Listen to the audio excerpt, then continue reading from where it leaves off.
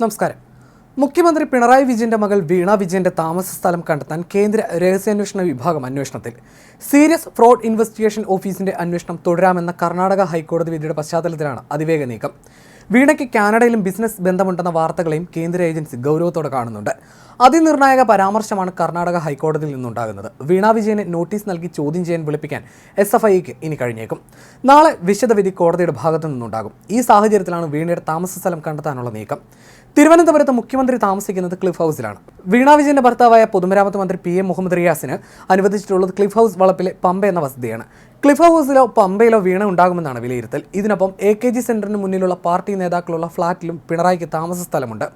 ഇതിനൊപ്പം കണ്ണൂരിലെ വീട്ടിലും IB നിരീക്ഷണം നടത്തുന്നുണ്ട്. വീണ വിദേശത്തേക്ക് പോയിട്ടില്ലെന്നാണ് വിലയിരുത്തൽ. തിരുവനന്തപുരത്തും ചെന്നൈയിലും VVIPകളുമായി പിണറായി കുടുംബത്തിന് അടുത്ത സൗഹൃദമുണ്ട്. ഈ വീടുകളും IB നിരീക്ഷിക്കുന്നുണ്ട്. സീരിയസ് ഫ്രോഡ് ഇൻവെസ്റ്റിഗേഷൻ ഓഫീസിലെ അരുൺ പ്രസാദ് നിലവിൽ ശേഖരിച്ച തെളിവുകൾ വിലയിരുത്തുകയാണ്. KSIDCയിലും CMRLൽ നിന്നും ശേഖരിച്ച തെളിവുകളാണ് വിലയിരുത്തുന്നത്. ഇതിൽ KSIDCയിൽ നിന്നും കാര്യമായ വിവരമൊന്നും ലഭിച്ചില്ല. എന്നാൽ CMRLൽ നിന്നും കിട്ടിയത് ഞെട്ടിക്കുന്ന വിവരങ്ങളാണ്. ഇത് വീണ വിജയന്റെ എക്സാലോജിക്കും CMRLും തമ്മിലെ ഇടപാടിലെ ദുരൂഹത കൂട്ടുന്നു.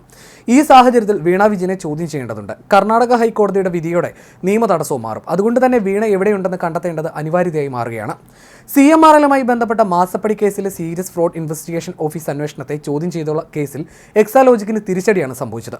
SFI അന്വേഷണം റദ്ദാക്കണമെന്നാവശ്യപ്പെട്ട് മുഖ്യമന്ത്രി പിണറായി വിജയന്റെ മകളും എക്സാലോജിക് ഡയറക്ടറുമായ വീണ നൽകിയ ഹർജി കർണാടക ഹൈക്കോടതി തള്ളുകയായിരുന്നു.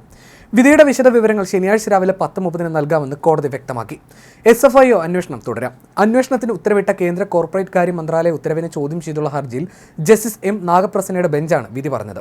ഈ വിധി മുഖ്യമന്ത്രി പിണറായി വിജയന് അക്ഷരാർത്ഥത്തിൽ തിരിച്ചടിയായി. അതിവേഗ അപ്പീൽ നൽകാനാണ് നീക്കം. രജിസ്ട്രാർ ഓഫ് കമ്പനീസ് അന്വേഷണം പുരോഗമിക്കുന്നതിനിടെ മറ്റൊരു വകുപ്പ് ചുമത്തി സമാന്തര അന്വേഷണം നടത്തുന്നതിനെയാണ് എക്സാലോജിക് ചോദ്യം ചെയ്തത്. എന്നാൽ CMRLൽ നിന്നും 1.72 കോടി രൂപ എക്സാലോജിക് കൈപ്പറ്റിയതിന് തെളിവുണ്ടെന്നും ഗുരുതര കുറ്റമാണെന്നും വിപുലമായ അധികാരമുള്ള ഏജൻസി തന്നെ അന്വേഷിക്കേണ്ടതുണ്ടെന്നും SFIO വാദിച്ചു. ഇതെല്ലാം കോടതി തള്ളി. മാസപ്പടി വിവാദത്തിൽ വീണയെ ചോദ്യം ചെയ്യാൻ SFIO നീക്കം നടത്തുന്നതിനിടെയാണ് ഹൈക്കോടതിയിൽ ഹർജി എത്തിയത്.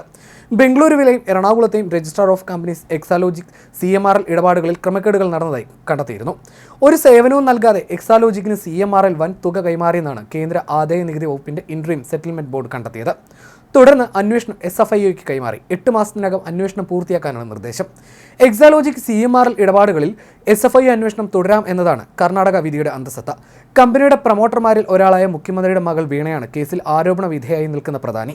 2 സമാന്തര അന്വേഷണങ്ങളോ കമ്പനിക്കെതിരെ നടക്കുന്നതെന്ന് പോലും അറിയില്ല. അങ്ങനെയെങ്കിൽ അത് നിയമപരമായി നിലനിൽക്കില്ല. SFI പോലെ ഒരു ഏജൻസിയിൽ നിന്ന് അറസ്റ്റ് അടക്കമുള്ള നടപടികൾ ഉണ്ടാകുമോ എന്ന ആശങ്കയുണ്ടെന്നും എക്സാലോജിക്കിന്റെ അഭിഭാഷകൻ കർണാടക ഹൈക്കോടതിയിൽ വാദിച്ചിരുന്നു.